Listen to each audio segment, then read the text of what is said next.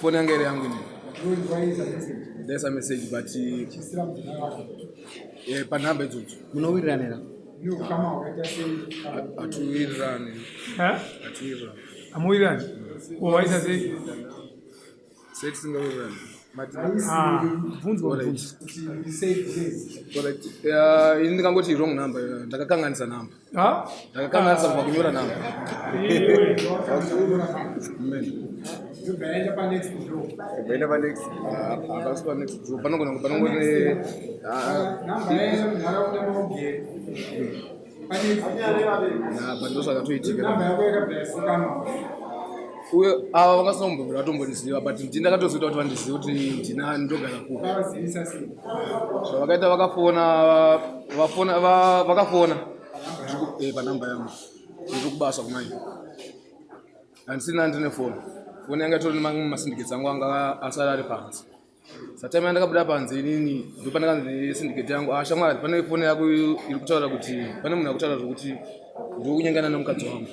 Ndati munhu wacho ndoupi panhamba dzanditese kufona kwandatira kufona nhamba dzemunhu munhu but nhamba idzo dzairamba patime yacho ndazotira mangwana acho wadaira ndikati ko ndakanzwa zvichinzi muchitizoni ndiyo kunyengana nomukadzi wangu mashoko acho andakataurayo kuti anzi ndikunyengana nomukadzi wako akutangira papi ndikungoti kunyengana nomukadzi wangu ndakugadzira rukawo ndakutumira mabhuru anagutsana natozeza kuti akuponda zvangopera zvakadaro but ini pachangu ndakatomudza ndikati aiyo ini ndinogara kwamaganyani ndozvitsira muchiganga uyai kwamaganyani kana uri uchioneka kwamaganyani Friday ndinouya kubasa ndinouya kumba kuchisi ndofunga murume akata mazuva achita sei achinditsvaga achibvunza vanhu pamaganyani but vanhu havaikwanisa kumuudza kuti chigango wacho ndoupi asi vanhu vese vaiuya ine vachitondudza vachichamwari kutsvaga nemurume akadai akutaura kuti ngwarira ada kukuponda ada kukutumira anagutsa nanatozeza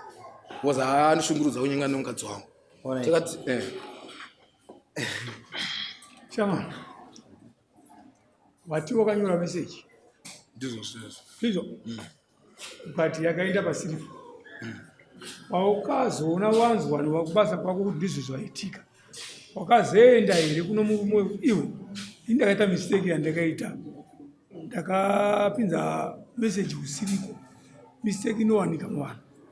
Munhu unasikatozerana naye. Ai wakana. Handi wati akafona. Wasazene kasawazungumza pafoni.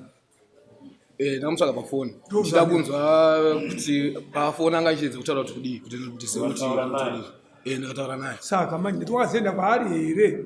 Kuti achama ndizvo nini ndakakanganisa. Namba yangu ndakati yada wrong number. Zvakaitika ndezvokuti murume ainditsvaga pamashops. Ndada kuedza kutsananga. Ndikubvuma kuti wrong number. Waziva iwewe kuti sure phone yangu yakaenda kusiripa. Ndoko ukunzi iwewe chakakutadzisa kuti uzenga wrong number kuyi. Wezi wrong number yako yakagadzira dambudziko mumba mevanhu. Uyo nemukadzi wangu. Wake wachiziva kai imba yaisina kugadzikana. Kuda kwako iwewe wrong number yako. Chakazoenda chii? Inini ndakati semunhu iye ari kutaura kuti ndonyengana nomukadzi wake.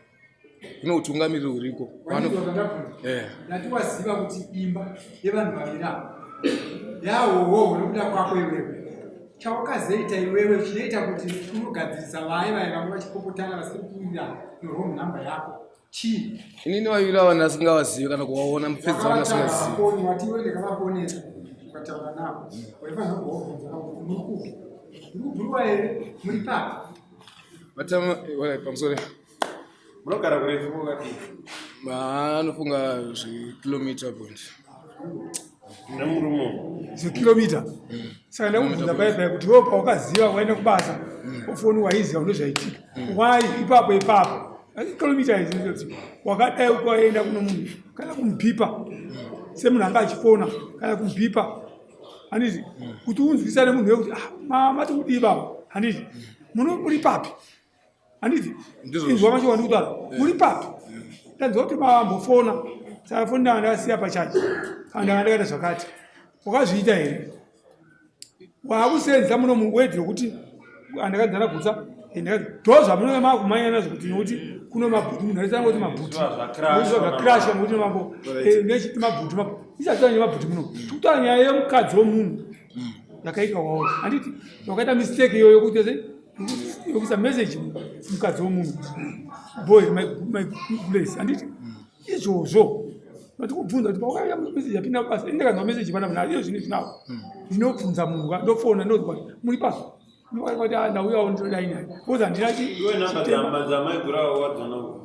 namba dzamaigurava inini tachikwadi pane namba dzandaida kutosendera message but ndakaita wrong shit now yawada kusendera ikanzi chii yandaida kusendera ini yandaida kutosendera chianga satomboseko even mufoni mangu usawaiziyanamba time yacho chii yandaida kufona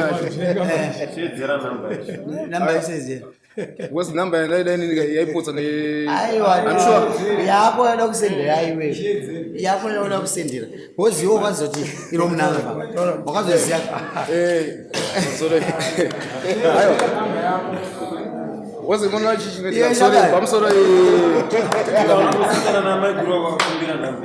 andina kubvira ndani kana kwazirana sikatombosi iwe shamai kuno kubasa kunoka ndokubrainstorma iwewe yako ine wrong number anditi inga wrong number ni one digit yako yada kusendera number iyi bozo waisenda ungasaseva mfoni ndinoiziya by head namba yacho noiziya by head ndipe namba yacho wada kusenda izvo ndo zvikutondiratidza kuti ini wacho namba dzacho ndakabva ndatorasika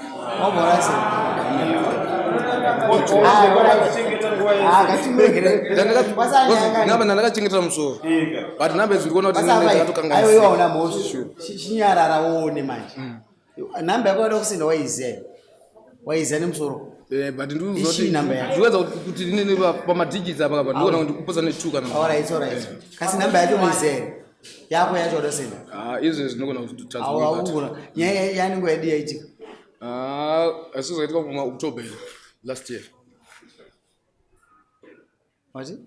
October kwaiwo sezvinokwira dare nguva iyo aiwa akati October kunyepa murume uyu October kutori kurefu mudhara ndisida kunyepera ndazvinzwa mudhara wazvinzwa aiziya mukadzi bhora rako rirongoroweka zvesimple tatoripedza mukadzi ngawe Kaona message. Ziri segule. Ane orange. Wadingi kushandisa mukadzi wako. Ama mutu. Zvandakaita manje baba ndikaindite so wanditi foni yanga isina moto manzo ndambogara nayo ndakagara nayo zvishwa isina moto mwana choneka waingoti madzimai taure nomunhu yakutsigi andinokwanisa kubaro baba foni ndakagara nayo isina moto ndava ndaichajisa ndopakapinda message yakwana tazvinzwa tainzwa nyaya yako tainzwa gara yapa mama amai nyoza zvinoita uyu murume uyu abvuma kuti mami chidanana mama nenguva yakadii chidanana ndizvizive amuzizive iwowe munoramba sei mimi uyu achichanzi tanga chitomutangisa ari kuti ndimakamupa nhamba handizvizive kuti ndakamupa nhamba amunamupa nhamba munomuzere murume mutarisei handimuzive amumuzive zveshuwa amanga mamona ndongomona achifamba kwewe ongowane wani kuchidana namai yavo makapana namba kupi namba yava inini ndatovazive ipapo ndokutotanga kutovaona kwati kutoita kwemakambokonzere masanga namba hapana nyaya yakamanya zvandakazoita manje handiti nhamba dzemurume uyuyu unoona ndakadzichengeta ndava ndazotsvaga mukadzi akafona sondo rakapfuura iri achifonera upi uyuyu ndopa takamutumira meseji saka yanga achifunidza foni naamai yavo foni yanga ineni foni yavo ndii ndinayo pandakavarowa amai avo handiti wachienda kuhanzvadzi yavo kumanhenga ndakabva ndaita sei ndabva ndaitora foni bva ndaitora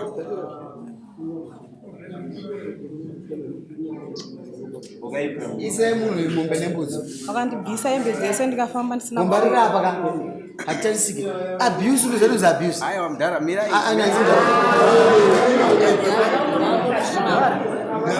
Kwenguwa ndimbotaurawo kumbirawo mama kumbirawo mbondikonguwa kutaura Shamari, hapana nyaya. Akapodza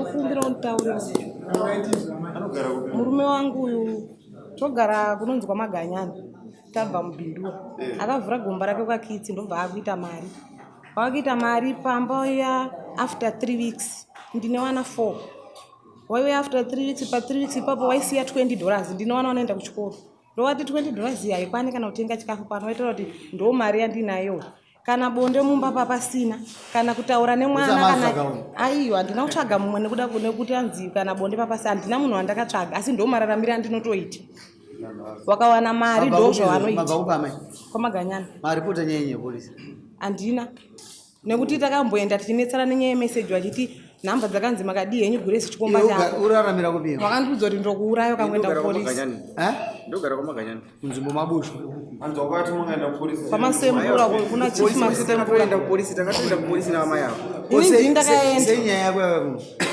kupolisi takatoenda but polisi sei takagadzira waisa nyaya yako kuno kuno ndakaisa nyaya nekuda kwokuti murume uyu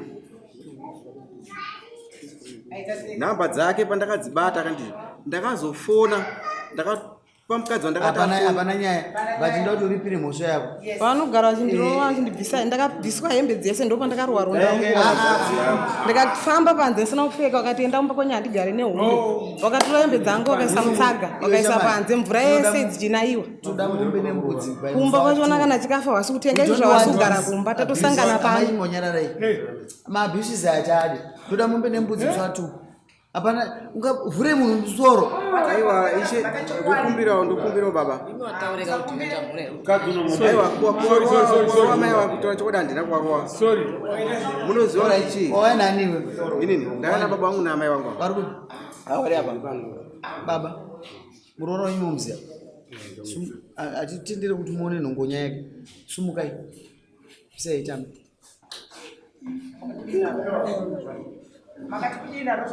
amai hamuziya endai kunana baba uri kuamai parakidzii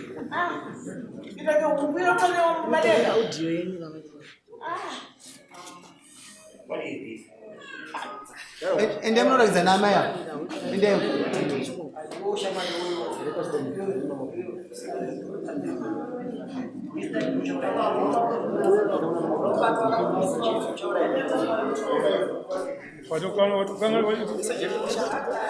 unazoita vanhu unazoita vanhu unazoita vanhu ndikuzviona baba wakakurumidza ichi chikomba ichi but wakakurumidza zviri segulezi aitesta kuti uriko here ukuzvinzwisa but nenhau yekuti wakaita zvinhu zvako zvakapusa zvakukosta ndowakwira dare ndiwo wakubhadhara you see wakakurumidza zvinhu zvako pane nyaya ira padare zviri segulezi hapana nyaya yerudo zviri segulezi chetoda kuti vanhu vakudanana utoda mombe nembudzi zvinova pano kana usina mari iyo utoda mari 250 yemombe $50 yembudzi $300 panapa without fail uswatu inini ndaitawo chichemo ishe handina chichemo chanotambira hatikutendere zvo zvakadai so izvi nazo nyika veke sorry kana vataura vachachinja sei watiza kuti mambo wako wauya kwandiri zvakaitika pane nyaya yakaitika pana panditi pane anonzi Sara wewe akaramba kunzwa rumhundiwe this is bad tiri kudaro so mati kuti yako ngatindira kusunga taura kwagara andoda kungobvunza muzowani nyaya yatainzwa kuti savaberi mwana wedu takaona kuti munokwanisa kuti tichititendera kuti tinoisa ripoti yeassault because iye akazvita takasikati muzowa ndo zvaakaita ndatoshinzonyika kubasa kundoshandira saka ndakwanisa kuyairisa andinasa kuita basa saka hatizivi kuti tinenge tisaite songe kuti andida kaunda ripoti munoona nyaya zvadzinoita Mukabvunza musikana uyu wabuda panze murume wangu ini ndachaja zvangu zvomudai zvapfungwa dzenyu kama ada kuenda panze apa ini handigoni kuviga zvinhu zvakadai zvisana muchacha kana maapanze muda kuti ane mukwasha wenyu zvazvenyu kamuda kunoisa iyo handimo what matters most is ini ndatora the silver meter yangu ini ndaita ndaprotecta munhu wangu yecriminal yayepolisi ini mutemo wangu inoti gender inonosaina shama iwe uchabatwa chete kana uyo achimbovhura mukadzi wake nhongonya kweiweyo food for thought ina handiko apa uri kugutsurira ako inonosainawo tapedza leo asi ndo zvauri kuita kwakitsi kubora sunga imene iwe munhu anouraya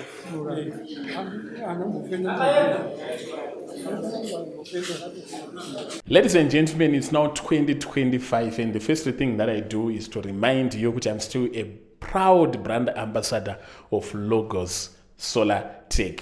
Today, ndamboenda nawo kuti vanoinstalla inonzi Zigo package. Inonzi Zigo package because it was first installed kumba kwangu and it's exclusively products inema must batteries, must inverters, must what handisi expect handisi nyatsoziva saka ndauya naMr Kech an expert wekulogos Solar Tech timbovabvunza kuti zvakamira sei. Yakamira sei package yedu? So Zigo package is a 3.2 kVA solar system in a just must products. So this package, it powers a 0.5 horsepower bore pump, it powers a class A fridge, power TV, you buy power my lights, energy saver lights up to 15, and then zvimwe zvese zve-entertainment, kuchajisa mafoni, my laptops, Wi-Fi, zvese zvinenge zvingori ngwengwengwe. Is it affordable because Zigo represent the economic class here? Very affordable. This package, yes, a fixed supply price, it goes for 1,480. Zvese zvapera. Exactly. Alright, koma package vane mari vanenge vachinzana sei? Kana takuenda pamusoro apa, titakudawo from 5 kVA, 6.2 kVA, of which yedu isusu inotangira pa $2,400 ndo inova iyo ye 5 kVA, and then toenda pamusoro tenge takuitawo ma 10 kilowatt solar systems, of which aya anenge akuitawo ma prices anoendera nekudesignwa kunenge kwaitwa solar system yacho. Alright, then lastly vanoda zvekutaurirana vema-layby, vema-terms, ma-civil servant nevane ma-customized service vanokubatai here? So kana makuda pakuitwa zvema-payment plan facilities or credit facility, with just 1.5 you can have this solar system or deposit 70% of 1.5 and then the balance we attend in 2 months obva wapedza unakirwa ako nemagetsi ako. Wanakirwa waenda manumbers awasiko wataura ndo ari kubuda pascreen apa. Saka as long as Zigo ari brand ambassador weLogos Solar Tech, you get the best service as far as my solar installation and everything is concerned